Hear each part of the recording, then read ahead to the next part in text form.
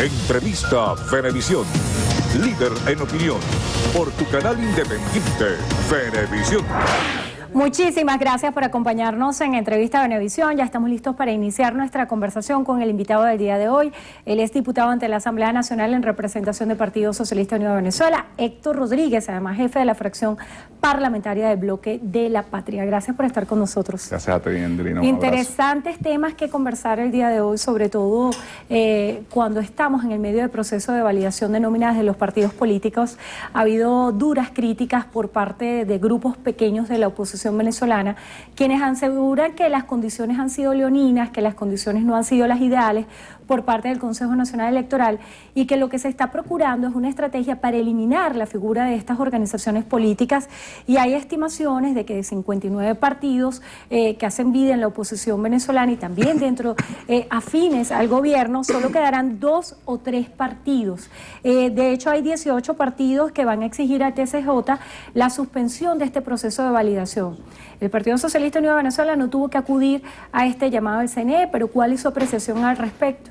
Creo que es importante primero aclarar que todo este proceso tiene que ver con una ley que tiene muchísimo tiempo, que es la ley electoral, que dice que para que tú seas un partido nacional tienes que por lo menos sacar el 1% de todo el electorado nacional. Hay un conjunto de partidos que o porque no participaron en los últimos 3 procesos o porque su fuerza política no les permitió alcanzar ese 1%, pues no cumplen con los requisitos mínimos establecidos de la ley, una ley previa a este proceso, que en caso de que no cumplas con esos requisitos tienes que ir a un proceso de recolección de firmas, que te exige mucho menos, que es el 0,5% de la mitad de los estados. Por lo tanto, más allá de las discusiones producto de la coyuntura política, puede considerarse que un partido es nacional si no es capaz de recoger el 0,5% del electorado nacional en la mitad de los estados. Indiscutiblemente no es una fuerza nacional. Y bueno, es una ley establecida, una ley previa. Creo que los requisitos de recoger el 0,5% de la mitad de los estados no está fuera de cualquier racionalidad, más si eres un partido nacional. Que existe un conjunto de tarjetas, 50 y pico, como planteabas tú, que se presentan como partido nacional, la verdad es que no son un partido nacional.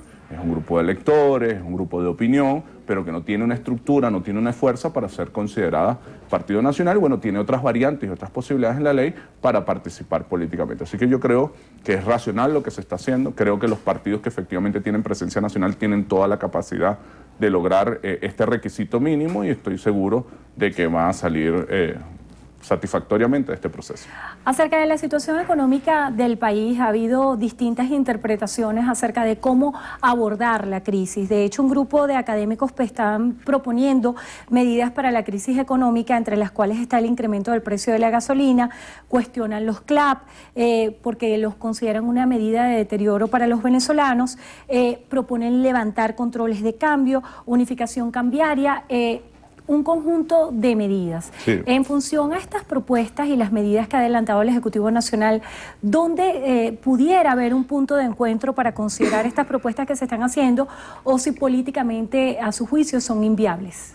No, yo primero creo que hay que desmontar mucho del tema del debate por el poder y de la coyuntura, estas propuestas. Uno las lee algunas y es lamentable que provengan de un sector académico porque tienen muy poco sustento académico, ¿no? Y otras están muy marcadas por la visión neoliberal. Libérame precios, desmonta la protección del Estado sobre la sociedad, no te preocupes por si la gente come o no, que cada quien resuelva su problema. Bueno, ahí hay visiones encontradas. Nosotros creemos que el papel de un Estado es proteger a su pueblo en tiempos de bonanza y en tiempos de dificultad. Cuando hemos tenido bonanza, hemos demostrado que todos esos recursos han sido para garantizar las misiones, crecimiento de vivienda, crecimiento de pensiones, crecimiento de la matrícula educativa. Y en momentos de dificultad es cuando el Estado más tiene que proteger. ¿Qué plantean normalmente el sector neoliberal? Lo aplicaron en los 90, lo han aplicado en Europa, lo están aplicando ahorita en Brasil, en Argentina. Es la solución al equilibrio macroeconómico es desproteger a la gente. Privatiza educación, privatiza salud, aumenta edad de pensión, libera precios. Sí, bueno, pero al final la gente es la que sufre. Estamos en un momento de dificultad, lo reconocemos como tal.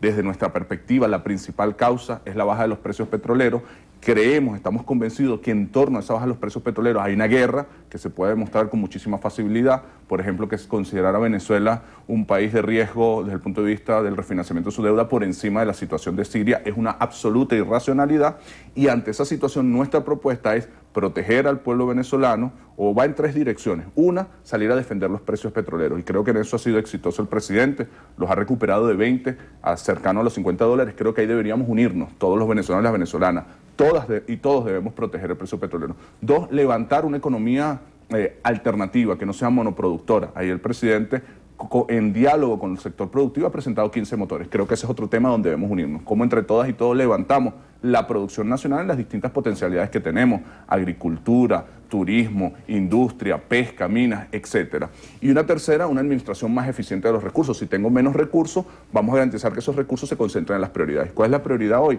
El tema alimentario. El presidente ha dicho, bueno, compremos alimentos donde exista.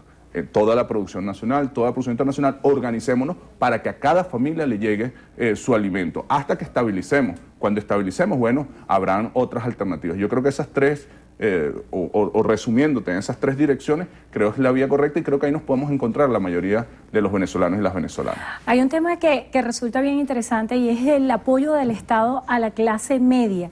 ¿De qué manera se ha tratado de dar respuesta a sectores de la población que son profesionales y no entran dentro de esas estadísticas de pobreza extrema, en la cual se ha enfocado el Ejecutivo Nacional a través de políticas como los CLAP? ¿Qué pasa con la clase media en Venezuela? Yo te hablaría de dos tiempos, ¿no?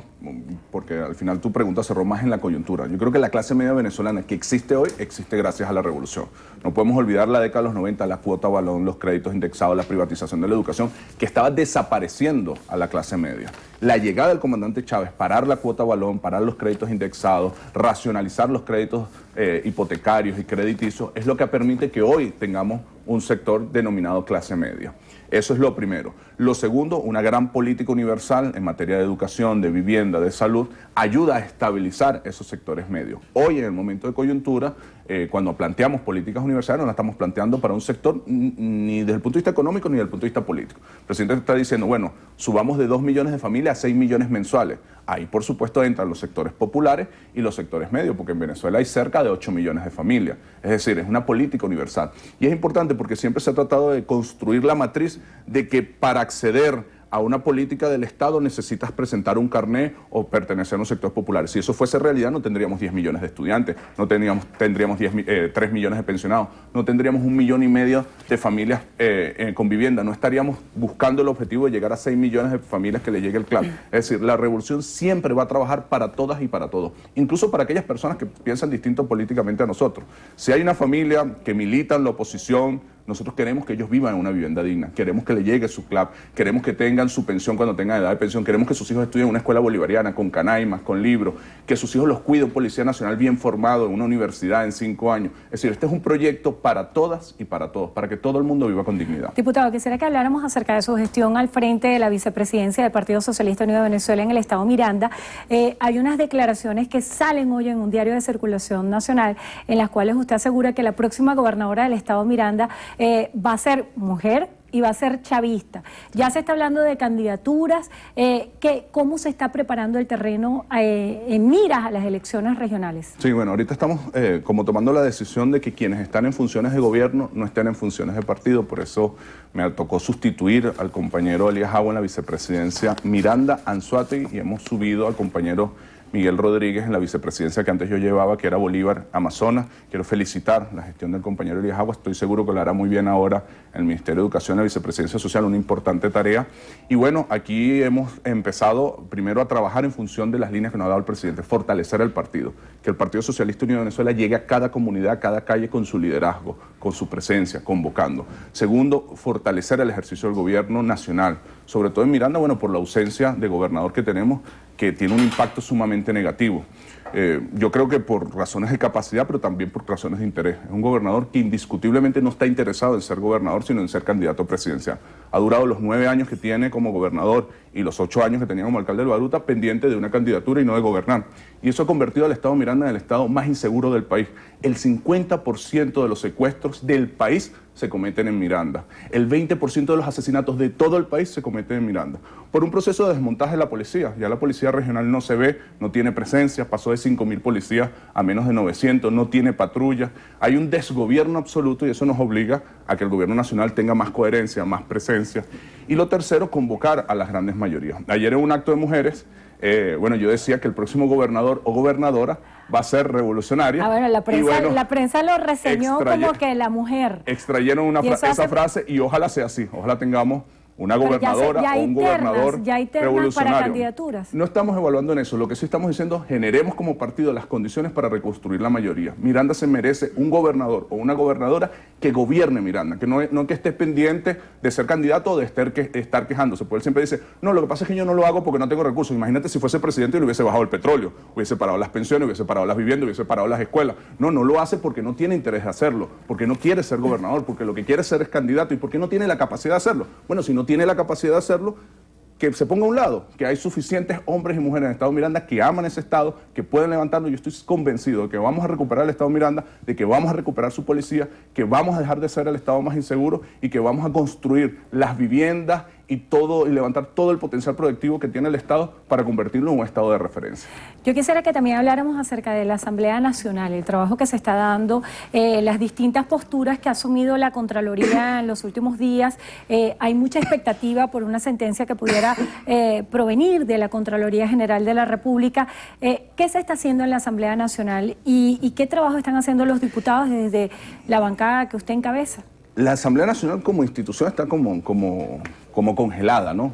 Y mucho producto de las contradicciones internas de la oposición. Ahí el Tribunal Supremo de Justicia dio una salida clara, sencilla, de revisar los errores que cometió la gestión anterior, el incumplimiento, el desacato de una sentencia, corregirlo y de esta manera poder nombrar una directiva que tenga toda la validez legal. Sin embargo, producto de las contradicciones internas de los distintos grupos, ellos no se ponen de acuerdo para hacer lo que el Tribunal Supremo de Justicia. Eso nos coloca como en una situación, como lo ha dicho el Tribunal, de ninguna eficacia desde el punto de vista jurídico. ¿Qué decidió el Bloque de la Patria ante esta decisión? No paralizarnos, porque nosotros no podemos depender de las contradicciones internas que tiene la oposición. Así que estamos desplegados y le hemos dado instrucción a nuestros 54 diputados más los suplentes a concentrarnos en nuestras regiones, en que los CLAP lleguen a todas las comunidades, en revisar los cuadrantes de paz, en revisar el tema de las obras de la revolución que no estén detenidas y diariamente hacer un reporte para comunicarnos con el gobierno de manera tal de tratar de ayudar, de empujar. El papel de un diputado es garantizar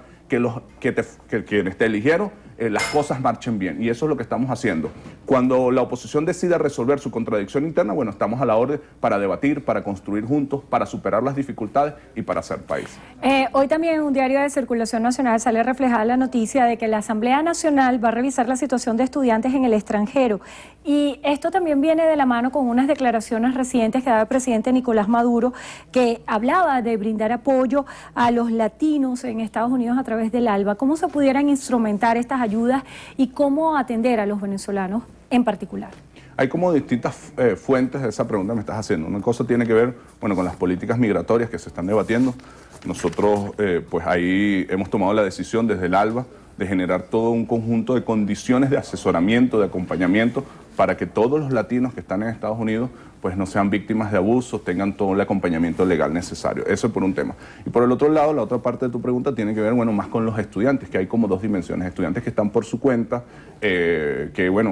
vivían prácticamente del Cadivi, hay que buscar otra fuente de financiamiento, y los estudiantes que tenemos en el exterior con Fundayacucho, que son miles. Ese programa va a seguir funcionando. Yo lo que le pediría a los estudiantes que quieran estudiar al exterior, que lo hagan a través de la Fundación Fundayacucho, que cada cierto, ahorita creo que salió los cronogramas para estudiar en Rusia, en China, y cada cierto tiempo va sacando los cronogramas. Y es un programa masivo para fortalecer la calidad de la educación y para fortalecer a la juventud venezolana. Se nos agotó el tiempo, pero entre las preguntas de la audiencia, Luis Tesorero plantea: ¿el gobierno seguirá construyendo un modelo económico soberano y diversificado? Y plantea también: ¿Venezuela tiene la fuerza natural para superar el desabastecimiento? Estoy de acuerdo con las dos cosas, lo seguiremos construyendo y tenemos la fuerza para superar esta dificultad. Bueno, agradecemos a Héctor Rodríguez, jefe de la fracción parlamentaria del Bloque de la Patria, por estar con nosotros hoy en Entrevista a Venevisión. Muchísimas gracias. Gracias a ti y buen provecho para todas y todos los venezolanos. Y gracias a ustedes por habernos acompañado. A regreso continuamos con más información. Quédense con nosotros.